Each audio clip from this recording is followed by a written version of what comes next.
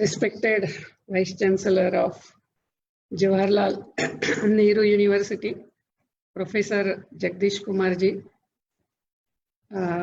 Professor Madhav Govindji, Professor Rana Singhji, Dr. Anuja, and all the respected faculties and dear sisters and brothers, student sisters and brothers, my namaskars to you all.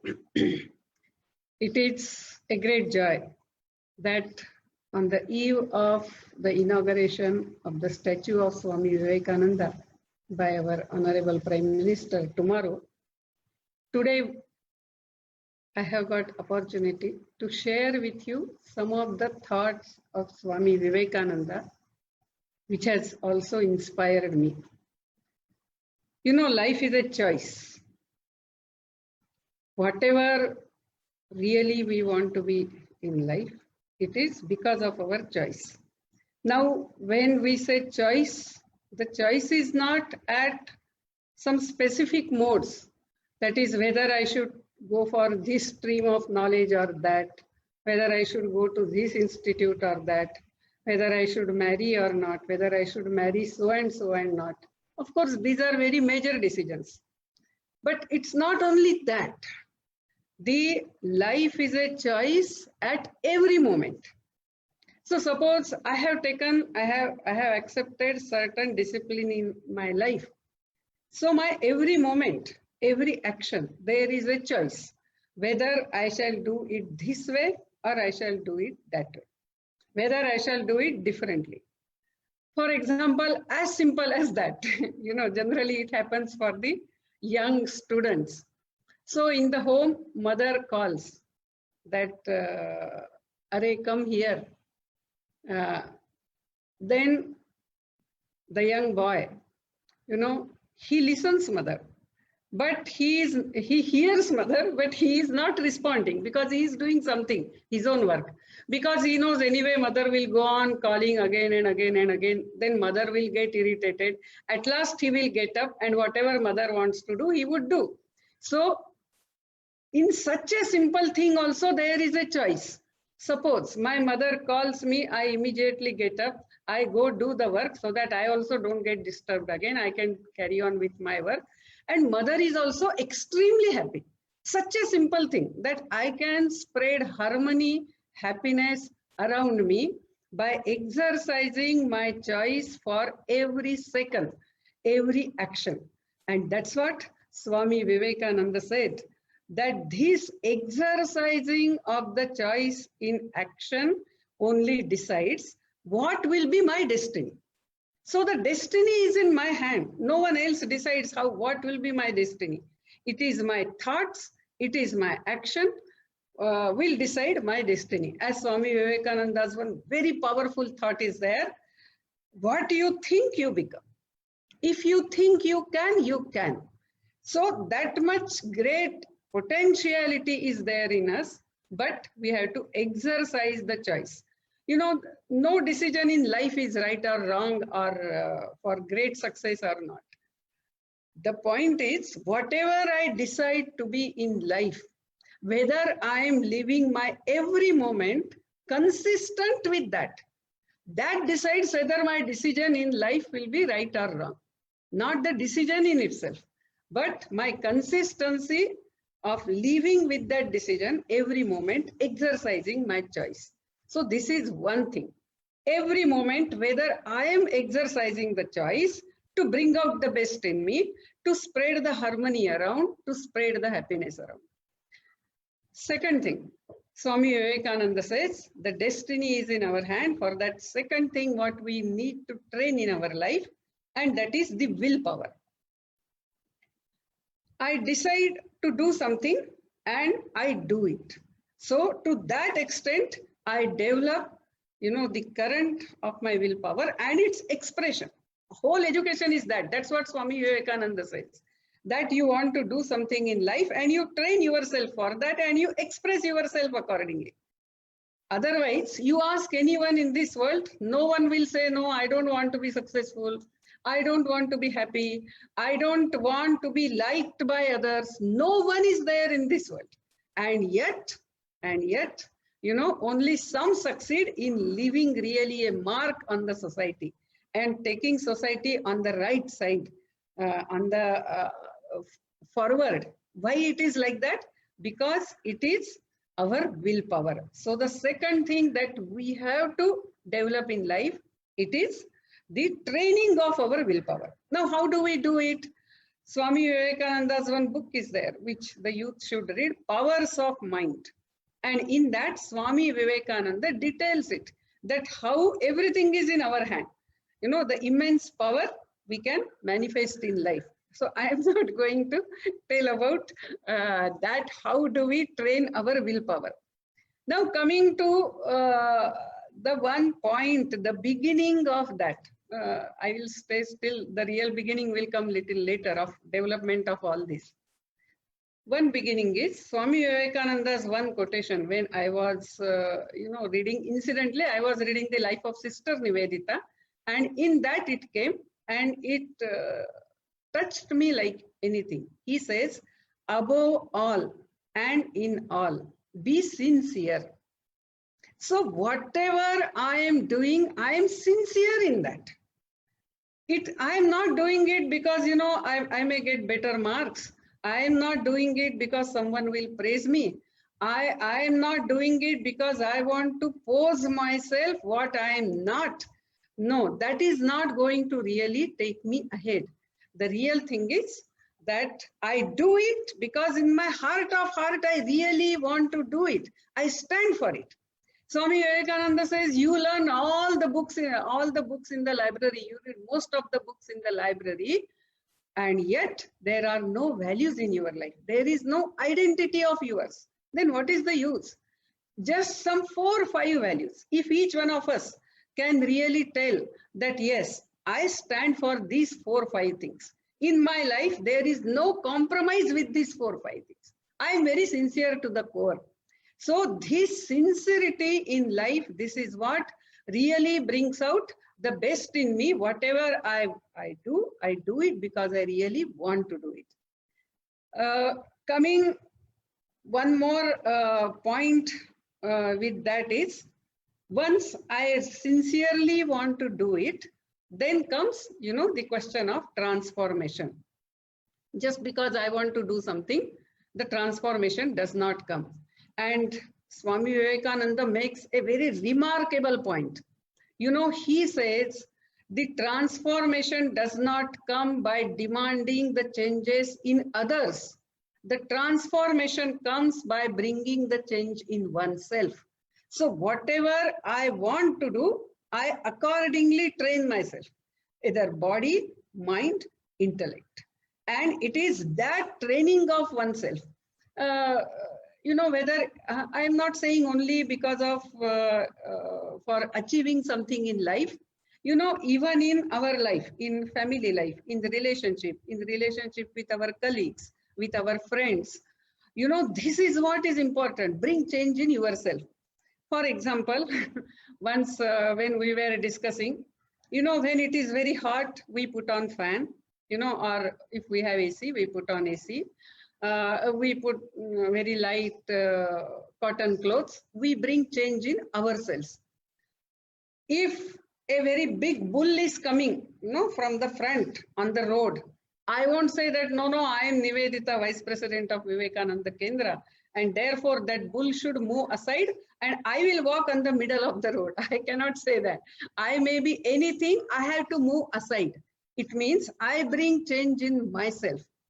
But when it comes to the people, we always want changes in others. Of course, we may want change in others, but whether I can communicate properly to the people. So to improve that communication, again, I have to bring change in myself. So that is how Swami Vivekananda puts the whole responsibility of the happiness, the achievement, everything on our own self. He says, take the whole responsibility on your shoulders. Stop this blame game. This is not all right. That is not all right. You be so firm that slowly the situation changes. Now, for all this, whatever we have seen, just few points of Swami Vivekananda, That is possible. The basis of it is whether you have discovered the purpose of your life, the aim of your life. What for I am born?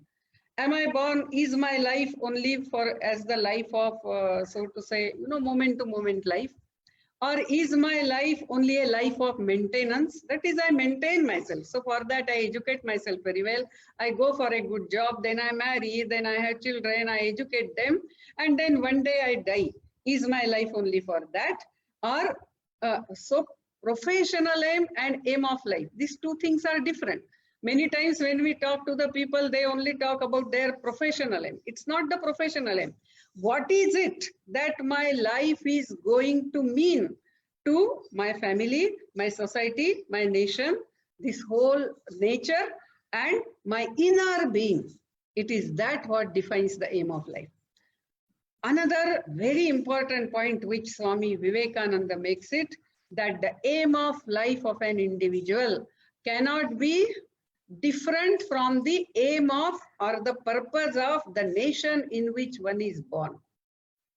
That is where we come to the nation. And that's how Swami Vivekananda also we see. He was a great spiritualist, admired by all over the world, and yet he was a very staunch nationalist. His love for country was intense.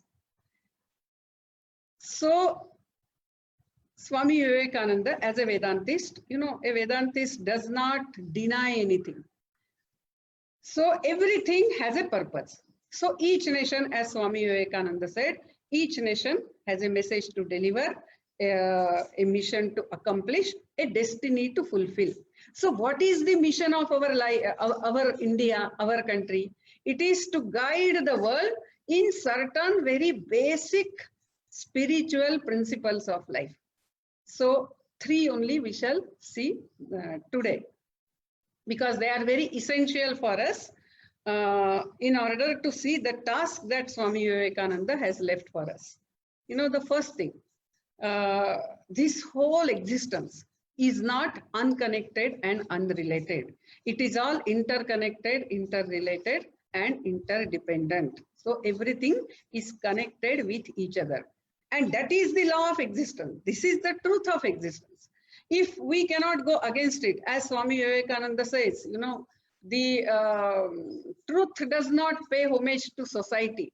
Society has to pay homage to truth or perish. So truth is, we are all interconnected. So when I say I, as it was mentioned, when I think it was mentioned by Professor Rana Singh ji. So when I say I, that I is not only this body, mind, intellect. My expanding form is the family. My still expanding form is the society. My still expanding form is the nation. And then the whole creation. And the one which manifests as all that, whatever we want to call it, you call it God, Ishvara, whatever name we want to give, consciousness, that is our inner being. That is my Swaswarupa, that is my real self. So I am connected with all that. And therefore, whatever life we are leading, it cannot bring disharmony in somewhere else. So a nation, each nation has to contribute for the progress of the humanity. So this is one thing. Now, if a person says, no, I am only bothered about my life, and many people start saying that is a very excessive individualism sets in. Because of that, the truth of existence is not going to change. That's what Swami Vivekananda says. The truth does not pay homage to society. The society has to pay homage to truth or perish. If we do not take this interconnectedness into account and we go for the life of, excessive individualism, disintegration, deconstruction, and, living selfishness, then that is going to bring lot of agony to our own life and also to those around. And ultimately the society will have to perish. So this is the first thing, that is the oneness of existence. So fashioning our individual life, family life, social life, national life, and the whole human life on this basis of existence, a basis of oneness. So this is first. The second is a human being is potentially divine. The goal of life is to manifest that divinity by controlling the nature external and internal. Do this by work or worship, by psychic control or knowledge, by one or more or all, and be free. This is what Swami Vivekananda says. This is the whole of religion. Whatever other names we may have all over the world, but the real religion is to bring out the best in us by controlling the nature external and internal. So essential divinity of human soul. That is the second message which India has to give to the world. And the third, very oft-quoted, so I am not going to use that word, that is unity in diversity. I am not going to use it that way. I am going to put it slightly different, because something, if it is used too much, you know, it loses the meaning, or everyone takes the meaning as one wants. So it is respect to the diversity. You respect the differences of others. You know, you have mutual respect. You accept and you respect. It means you don't try to change others like you. So it is the respect to diversity. The science and technology has brought human society very close with each other. If this respect to diversity is not inculcated, we know what happens, what is happening. So this is the third thing. So this message of India, India has been destined to give to the world. And therefore, my purpose of life cannot be different from India's purpose of life. Now, if we see, you know, Swami Vivekananda's life itself is a message. Just 5 words I thought I will take. The first is competence. That is, you develop your intrinsic value so that wherever you go, you know, it is your inner worth which really makes the difference. Swami Vivekananda, when he went to America, you know, he was laughed at. He was made fun of because of his dress, because, you know, he was from a different country, whatever it is. But when people started talking to him, slowly they got charmed, and, you know, they became his admirers. And that is how Professor Wright, you know, he said that here is a man whose knowledge is more than the knowledge of all our professors put together. Please note, he is not saying the professor of philosophy. He is telling his knowledge is more than the knowledge of all our professors put together. So in life, first, we must develop our competence. There is no compromise with competence. Second thing, with that comes the confidence. Swami Vivekananda, you know, though he went from a country which was ruled by the British, you know, his behavior was never like a slave. And, you know, he always behaved on equal terms, because he knew that as we have to learn from the West, there is so much that we have to give to the West. And it is that awareness and also his competence that gave him confidence. Then third point is, that is his courage. You know, whatever is right, he stood for it. He spoke about it. Imagine a person in those days, that's how some of the Western philosophers told him, if you would have come 50 years before, you know, the people here would have stoned you to death.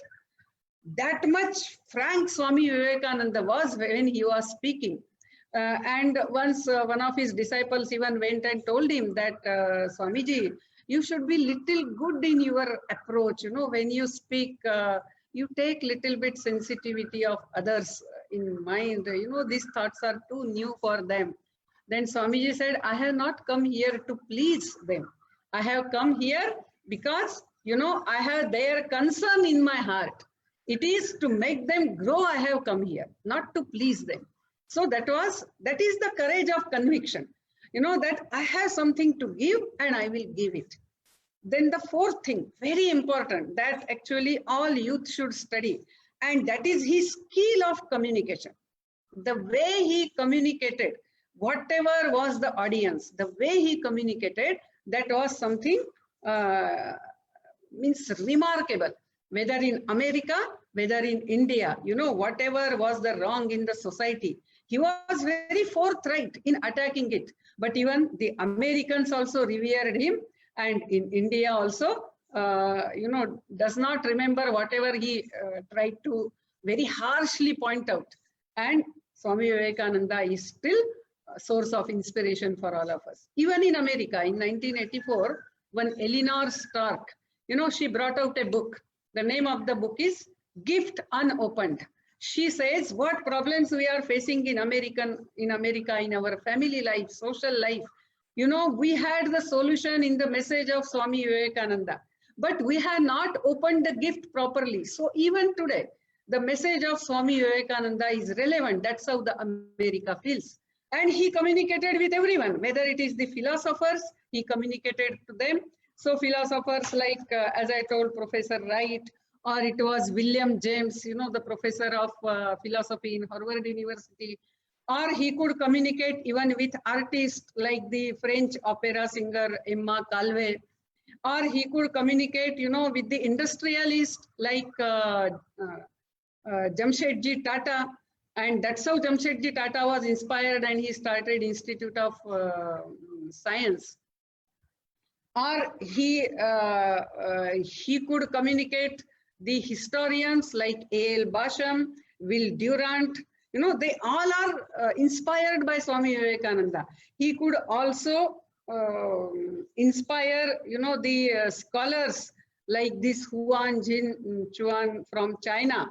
He says the Chinese socialist very carefully study the complete work of Swami Vivekananda because they get so much inspiration and idea from that.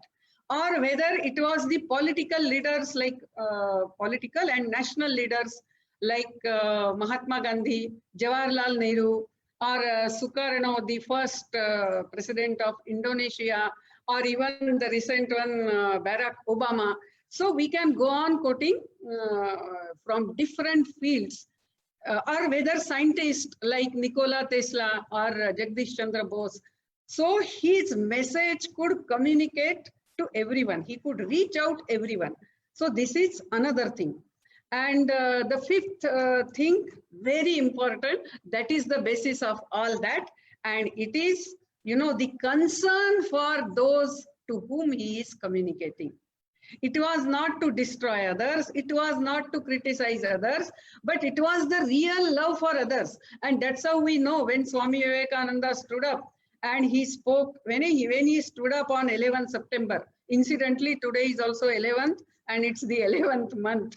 So on 11th September, when he stood up 1893 in the Parliament of Religion to speak, he was ill-treated also. He was helped also by persons like Professor Wright or Mrs. Mary Hale and all of them. But there were also people who closed door on his face and told him, you nigger, get out, you dog, get out. Indians are not allowed or whatever, blacks are not allowed. And the doors were closed on his face. But when he stood up to speak, he did not see the people who called him dog, the people who called him nigger. He only saw the humanity which is struggling, to reach its real nature, to realize its real nature. And that's how, with all love from his heart, the concern from his heart, the words came, sisters and brothers of America. We are told, some people said, ladies and gentlemen, all others told like that. It is not like that. There were few persons who also use sisters and brothers. But why is it for Swami Vivekananda, everyone stood up and clapped? It is because the real concern in Swamiji's heart, the real love in his heart for all. Second, the real penance of his and his Guru Sri Ramakrishna Paramahamsa behind it, who said that yes, there are many paths to reach God.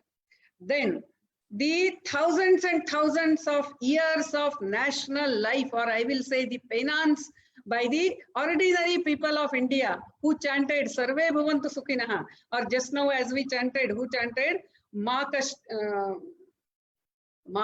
Dukkha Bhavet, or Ma Vidvisha Vahihi. Let's not, hate each other. So who has only prayed for the good of the whole world, the nation which has always tried to search the one in many. So it is that penance. Everything was behind these 5 words. And that is why people stood up and they clapped. So if we see, these are the 5, we can say, the key words from Swamiji's life that we can take. Now coming to the task that Swami Vivekananda has given us.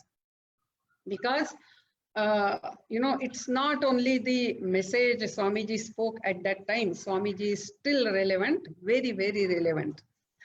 The first and foremost, what he has told us is that, the message of philosophy is never given through lectures. If it is only to be given through lectures and all, so many lectures are available. And also we know so much digitalization of his work, everything is available. Then for that, then India is no more required. The message is given, but it is not like that. Whatever is abstract has to be seen actually in practice in life. Only then it is understood. For example, if there, what social scientists say, that if the parents are divorced, then the probability of children having divorce in their life is 50%. If the grandparents are also divorced, the probability goes more than 80%. Because what is acceptance of each other, what is sacrificing for each other, that children have not seen that. That example is not in front of them. So any abstract value, we need a concrete practice of it. Only then we can understand. So what is family relationship? It's only in family we can see that. Well-knit family, how it is. Just by talk we don't understand, but seeing some family, we immediately understand. So what Swami Vivekananda has told us this, that when we say the message of India is the message of oneness to the whole world, of, the discovering the one among the many, going beyond the apparent diversities and see what connects us, then our various systems also will have to be reflecting that oneness. So whether it is family, the family has to be based on oneness. The society is to be based on that oneness, love, harmony. Whether it is educational institution, it should be based on that oneness. Whether it is corporate sector, even that should be practicing that oneness. Whether it is housing society, because earlier we had those systems, we have given that message. But when the time changes, when so many challenges of contemporary time come to us, then those eternal values we have to again express through new systems, or the systems need to be evolved. And it is that work that we have to do. It's not just the message of oneness cannot be given by lecture. So anyone who comes here, many people, I interact also with people when I go out of India, and KanyaKumari being a tourist center, many persons from different countries come here. So whenever I ask them what is it that they like in India, there's a few, 2, 3 very remarkable things. They say like the system, how the people stay together. Then how they people smile. And I asked them that, don't you smile there? Then they said, no, we do smile, but most of the time our smiles are plastic smiles. But you people really smile. And like that. So I won't go into the detail. Of course, there are always examples to show other way around. But overall, in general terms, this is what they tell about India. So then these systems we have to evolve now again, because the times have changed. So how a school is to be run based on oneness, not on rank system, but based on cooperation and supporting each other, whether it is possible. So like this, various systems we have to evolve. So that is a big challenge in front of us. And that can happen only when more and more we internalize the message of Swami Vivekananda, and also we develop ourselves accordingly. Similarly, Even Swami Vivekananda said, of course we have to learn from others. We have to learn from the West. You know, we have to learn from many. There is nothing wrong in it. But when we learn from others, you know, we have to assimilate it. You don't take it as it is. You see what is your nation's purpose, and accordingly you assimilate it. There should not be imitation, but there should be assimilation. So for example, suppose we are having the study of philosophy. You know, we do teach different philosophies and all, but in India, our study of philosophy should go after knowing all different philosophies, you know, to find out what is it that connects all, or what are the common basis, or what is the one which manifests as many can be expressed in philosophy. So the study of philosophy has to be like that. This Rabindranath Tagore's one very remarkable essay is there, one article is there. It was basically first in Bengali and it was translated in English, History of Bharatavarsha. So any historian should try to read it. Any philosopher also should try to read it. Very remarkable. He says what India has been doing, then finding, you know, the oneness beyond all the differences, finding the one in many. So this is one. If we are studying science, we have to learn from others, but we will study science in such a way that the science and technology is to wipe out the tears, the pain of all those who are suffering, needy, depressed, or suppressed. So we have to reach out to the people where people are suffering. So science and technology is for that. The science and technology that we will study, of course we will learn from others, but we will study it in such a way that it, you know, it maintains the ecological balance. It does not degrade the environment around. So can we have such study and application of science? If we are studying humanities, of course, there are different approaches of studying the societies. But India's approach has been, how can we achieve harmony in spite of so many different constituents? And it is that has to be the purpose of sociology. Or if we are studying languages, what is the best in each language, you know, which serves the purpose of evolution of human society. So it is that sort of, with that end result in each subject, can we really, means in India, I mean all of us, but because I am speaking here, I am telling whether Jawaharlal Nehru University can become that intellectual fountainhead, you know, which puts all these subjects in Indian terminology with the purpose which India has to, the purpose that India has to serve in the progress of humanity. So whether that Indian touch, that assimilation can become part of study of different sciences, languages that we study. Coming to the last, just one point, you know, you must have read about Romarola, a French philosopher, and he was very much inspired by Swami Vivekananda. So he says, even today, when I read Swami Vivekananda, you know, as if the electricity current is passing through my body, you know, I receive the shock.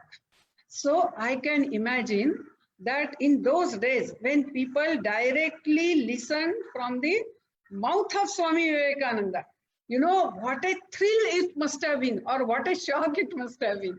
So that's how he puts it. Then in the context of that, somebody was telling that if you are reading Swami Vivekananda, you know, if you are reading Swami Vivekananda while lying down, you know, the Swamiji's words are so powerful that you will sit, you will get up, you cannot lie down and read. If you are sitting and reading, you will stand up. If you are standing and reading, you know, you will start walking. So someone said it, but what does it mean really? You know, it means Swami Vivekananda's message is something it helps us something. It's something like a quantum jump. We go to the next orbit. Whatever I am doing today, I start doing better than that. If I still keep reading, I still start doing better than that. So it's like a quantum jump. That the subatomic particles from one orbit, they go to the other orbit, then still further orbit. The human evolution is also like that. All of us, even if we have everything in life, we are not satisfied. Somewhere inside, there is some dissatisfaction. I want still something else, something else. What is that something else?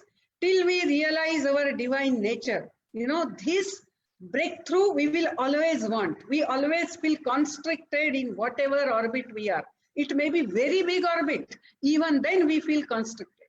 So the Swami Vivekananda's thoughts, they help us for a quantum jump. We go to the next orbit and then to the next orbit. That is why if a person is sitting and reading, he stands. If he is standing, he starts walking. And it is that quantum jump, all of us, we should have in our life by reading, contemplating on the message of Swami Vivekananda. So tomorrow, as our Prime Minister inaugurates the statue, it's not just a statue, but it's a beginning of a great flow of thought from JNU, which will really help our India, to realize its purpose. To give you just a simile, Vivekananda Rock Memorial at KanyaKumari, it has completed its 50 years in this September, but due to Corona, we could not celebrate. So when this memorial was to be built up, there were some difficulties. But Vivekananda, he inspires everyone. So when Eknathji Ranade went to the people, all the MPs cutting across the region, religion, party, cutting across all these lines, they all signed that this memorial should come up.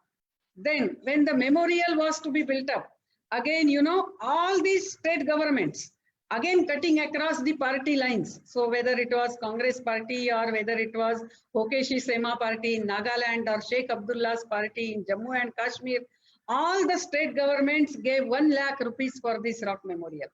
When Eknathji Ranade had gone to meet Nagaland Chief Minister, he said, I don't know about Swami Vivekananda. Then Eknathji said, then I don't want anything from you. I will leave the books of Swami Vivekananda with you. You please go through it. And if you feel, yes, you should give for his memorial, then we shall take donation from you. And next time when Eknathji met, he gave. So all state governments, irrespective of the political party, they all gave 1 lakh rupees each for this memorial. And from whole country, 1 rupee each donation like that was collected, and total 85 lakhs was collected from the people. And in those days, 1 crore 35 lakhs memorial came up. As it was pointed out by someone to us, in our country, this was the first newly constructed a monument of cultural importance constructed by the whole nation. So that is how Swami Vivekananda, he touches the heart of all, he guides everyone, and it is in the interest of the whole humanity. Our country has to contribute. And as Swami Vivekananda loved her intensely, we also, with intense love for our motherland, can surely fulfill the task given by him. So with this, and that's what the youth have to do. As Swami Vivekananda said, my faith is in the younger generation, the young generation, from whom will come the heroes who will work out solutions to the problems. So that's what the Swamiji's faith in the young generation will really work out all the solutions to all the problems. With this, I conclude. Thank you. Thank you, Didi. It was indeed very mesmerizing talk, and we wanted to just hear and hear and hear. I mean, we never thought that you are going to end your talk. It was such engrossing for us. Thank you very much. I'm sure Your talk must have inspired lots of people. Some curiosity might have come. So for this, I invite Dr. Anuja Anand to collect the questions and address to Didi. Dr. Anuja? Yeah, thank you, sir. And thank you so much, Sister Nivedita, for giving such a inspirational speech of Swami Vivekananda's thoughts over here. And you rightly said that his message is relevant in present day as well. So, relating to his thoughts and messages, many questions have arisen over here, and I will take few questions right just now. There is one alumni of our university only, Dr. Prachi Singh. First of all, she says, Namaste Nivedita Didi. My question is, as a woman of the nation of Gargi, Maitri and Sita, how with the message of Swami Vivekananda can I serve myself in the nation building task in today's time? Okay. Someone had asked Swami Vivekananda almost same question, that what is your message for the women of India? You know, he said, why it is same as it is for the men. Believe in yourself, believe in your culture, believe in your people, and work to raise them. So we have to just believe in ourselves and believe in our culture and our people, and we have to work. But because as a woman, she has mentioned and asked, Swami Vivekananda, you know, his thoughts on women are also very remarkable. Actually, during Swami Vivekananda's 150th birth anniversary, we even brought out a book about the women and the path ahead in the light of Swami Vivekananda's message. So, Swami Vivekananda, the first and foremost that he says, as we say, divinity is everywhere. In women also it is there, naturally. And so we actually say that each woman is Jagat Janani Swarupa. That is the motherhood with which my mother nurtured me in the womb as well as after my birth. You know, that same motherhood is present in all the women. And therefore, you have to respect a woman. If you disrespect a woman, you are actually disrespecting the motherhood. You are disrespecting your mother. So Swami Vivekananda says, in my country, a woman is mother first and mother last. It means she has other roles also. But even a 5-year-old girl will be motherly to her 2-year-old brother. Or even a wife, you know, at some age becomes so motherly to take care of her husband.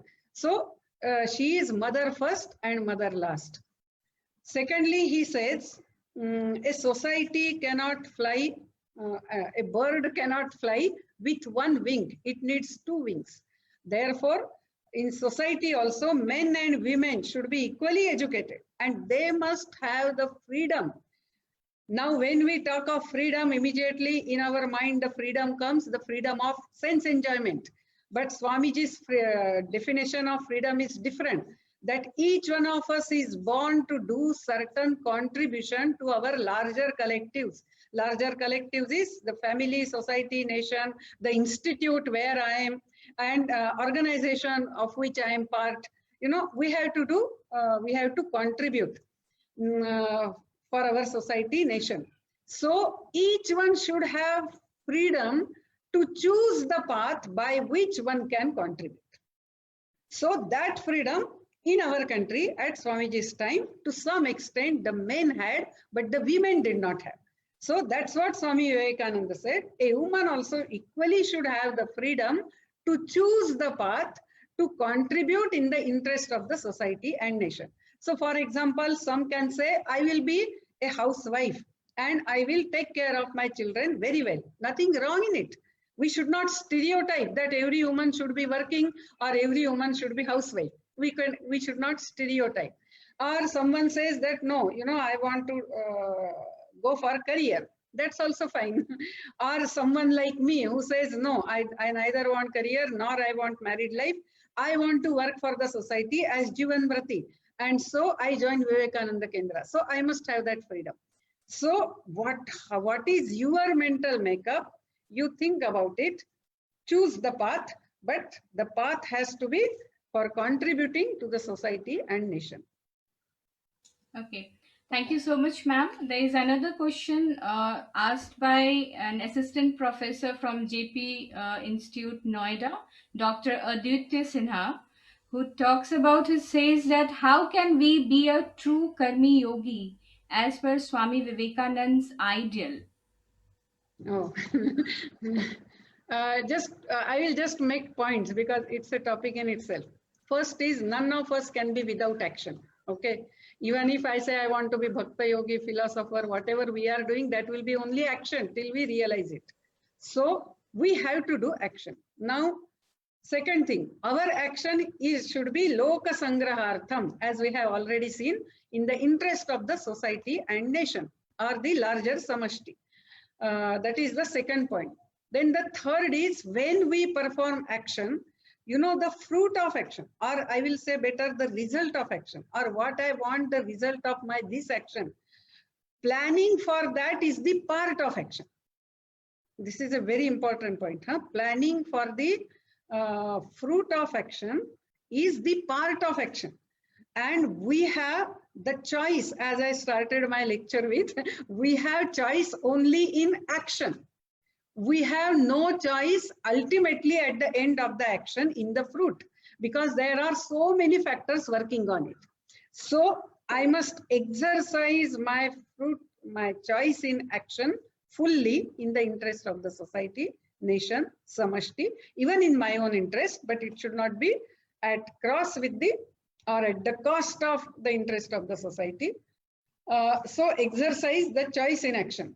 Then fourth thing is don't put any price tag to your action.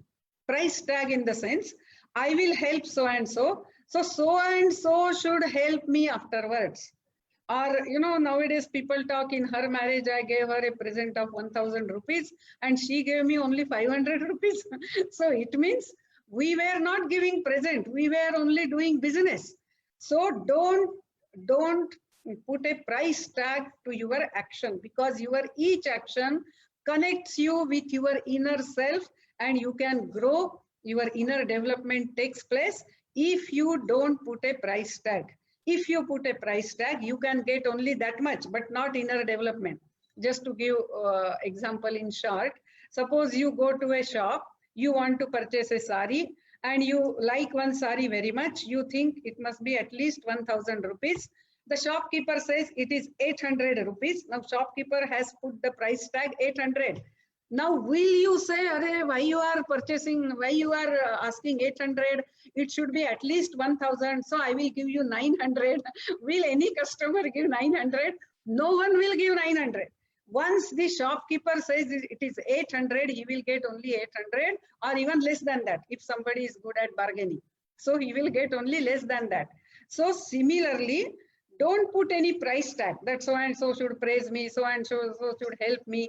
I am doing it because this is what I am born to do it.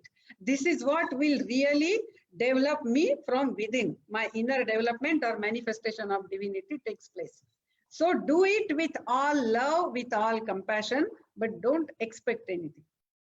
But that doesn't mean, because generally, as soon as I use the word expect, people may say, so does it mean I should work, but I should not take the salary? I'm not telling that.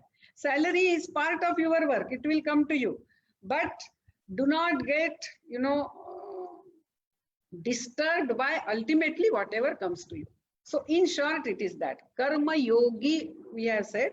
So yoga is yujjate anena iti yoga. That is, we have to become one with the divine, and we use the secret of karma to become one with the divine. That's what in short karma yoga. But it's a big topic. Yeah, thank you so much, ma'am. Another question comes from Dr. Umesh Kumar Khute. He's a student here in History Center, JNU. He says that, can you please explain what is difference between spiritual freedom and religious freedom? Because religious freedom seems some kind of orthodox rituals, while spiritual freedom unbound us from everything. I will say religious freedom, if anyway, if we have to use the word, it is religious freedom is the freedom of choosing the deity to which I will connect myself. So maybe I am born in a family where my Kula Devata is, for example, in my own family, the Kula Devata is Jogeshwari.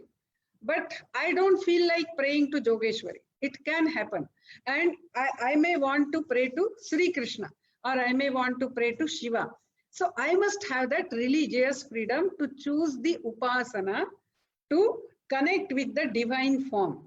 Or I may say, I don't even believe in God. So I must have that freedom. Or I may say, I don't believe God, in form. I believe in Nirakar. So I must have that freedom. So that is religious freedom. And spiritual freedom, spiritual freedom, actually this becomes, a double meaning word. Spirituality means freedom. So there is no need to attach another freedom word to spiritual freedom. Okay, ma'am. Another question comes from a student from Delhi University, BA Sanskrit, Raghavendra Singh. He asks, Swami ji ने आध्यात्मिक मार्ग के माध्यम से भारत के वस्तु स्थिति का बोध किया, परंतु आज के समय में अध्यात्म के माध्यम से आज का युवा समकक्ष चुनौतियों का सामना कैसे कर सकता है? नहीं, अध्यात्म की कल्पना क्या है अपनी, उसके ऊपर इस प्रश्न का जवाब है। अभी मैं पूछ तो नहीं सकती क्योंकि ये प्रत्यक्ष तो नहीं हो रहा है।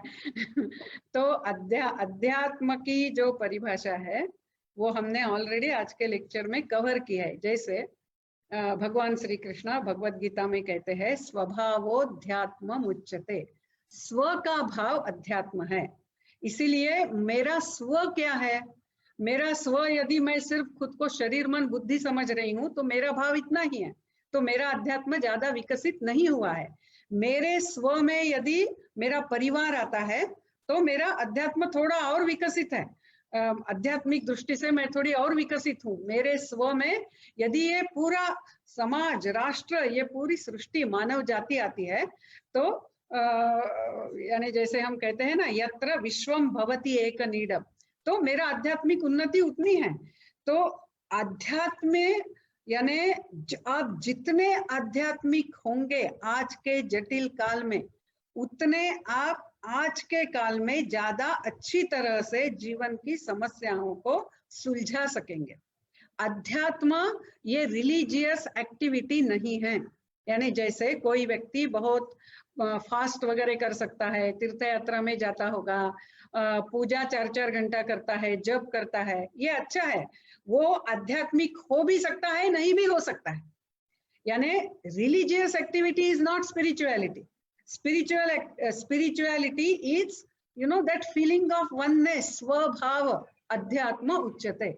So how much you feel one with others. If you feel one with others, then naturally, your actions become more harmonious and more in the interest of all. So actually in today's context, आज के काल में जब science और technology ने हम सबको जोड़ दिया है, तो हमें यह अध्यात्म की और ज्यादा आवश्यकता हो गई है। जी, बहुत बहुत धन्यवाद मैम। माधव सर, 2 प्रश्न और हैं, अगर समय हम ले लें। अनुजा जी, अब टाइम हमारा खत्म हो रहा है। अच्छा, तो एक लास्ट प्रश्न ले लें क्या? लास्ट प्रश्न लेकर के उसके बाद आप वोट ऑफ थैंक्स एक्सटेंड कीजिएगा। जी, बिल्कुल बिल्कुल। मैम, एक और प्रश्न है, डॉक्टर बुद्धा सिंह जेएनयू के ही हमारे फैकल्टी हैं, उनका प्रश्न जो आपने अभी कहा उसी से मिलता जुलता है। उनका कहना है, स्वयं से स्व का भाव जागृत होता है, परंतु स्वामी जी ने इस स्व को जड़ और चेतना के माध्यम सामंजस्य के रूप में विश्व पुरुष के उद्धव की बात कही है। कृपया उनके इस विचार को आज के युवा और आज के समाज के लिए स्पष्ट करने की कृपा करें। बराबर है। यानी क्या हो गया है कि हमें अध्यात्म बोलने से कुछ तो भी परलोकवाद ऐसा हमारे मन में विचार आता है। तो स्वामी जी का अध्यात्म ऐसा नहीं था। नहीं तो कल्पना कीजिए कि स्वामी विवेकानंद क्यों उन दिनों में 10,000 माइल के दूर के देश में वो गए। वहां ना कोई पहचान का है, ना कोई उनके पास कोई ऐसी किसी का सपोर्ट है, ना पैसे है हाथ में, और इतने दूर वो गए क्योंकि वो जो एक आत्मीयता, अपने देश के लोग अपनी इंडिविजुअलिटी खोकर बैठे थे, अपना स्वत्व खोकर बैठे थे। तो उनका स्वाभिमान अपने धर्म के बारे में, अपने राष्ट्र के बारे में, अपने संस्कृति के बारे में वापस लाने के लिए स्वामी जी ने यहाँ कन्याकुमारी के शिला में बैठ के निर्णय लिया। तो अध्यात्म में जड़ और चेतन सब ये है, क्योंकि हमारे लिए जड़ चेतन ऐसा देखा जाए तो ज्यादा फर्क है नहीं। जैसे आप जानते हैं कि विष्णु सहस्त्र नाम में हम भगवान के जो नाम शुरू करते हैं तो ओम के बाद पहला नाम विश्वम आता है। ओम विश्वम विष्णुर्व षट्कारो, यानी ये विश्व जो है, ये सारी सृष्टि जो है वो ईश्वर ही इस रूप में प्रकटित हुआ है। इसीलिए जड़ और चेतन हमारे लिए अलग नहीं है। इसलिए अध्यात्म, स्पिरिचुअलिटी, भारत ने विश्व को अध्यात्म में मार्गदर्शन करना है वगैरह ऐसा बोलने से यदि हमारे मन में कुछ परलोकवादी, अदरवर्ल्डली, शून्य में देखने वाला, आकाश में देखकर बैठने वाला ऐसा यदि विचार आ रहा है तो वो गलत है। ऐसा नहीं है। स्वामी विवेकानंद का जो अध्यात्म था वो जीवन के हर क्षेत्र में प्रकटित होने वाला था। इसीलिए जैसे मैंने बताया कि उन्होंने जमशेदजी टाटा को इंस्पायर किया कि आप एक साइंस इंस्टीट्यूट खोलिए, उन्होंने साइंटिस्ट को इंस्पायर किया, उन्होंने फिलोसोफर्स को इंस्पायर किया, उन्होंने पॉलिटिकल लीडर्स को इंस्पायर किया, हिस्टोरियंस को इंस्पायर किया, यानी हर एक को। यानी अध्यात्म जो है वो जीवन के हर क्षेत्र को छूता है, छूना चाहिए। इसलिए जड़ चेतन ऐसा यही नहीं है। एक्चुअली चेतन ही जड़ रूप से दिखता है, और उस जड़ को, जड़ यानी मैं अभी कहूंगी समाज, या समाज में जो दुखी है या इवन सृष्टि है, उसमें आप समन्वय साधते हुए यदि व्यवहार करते हैं तो उससे परे जाते हुए जो चेतन है उसकी अनुभूति भी हम कर सकते हैं।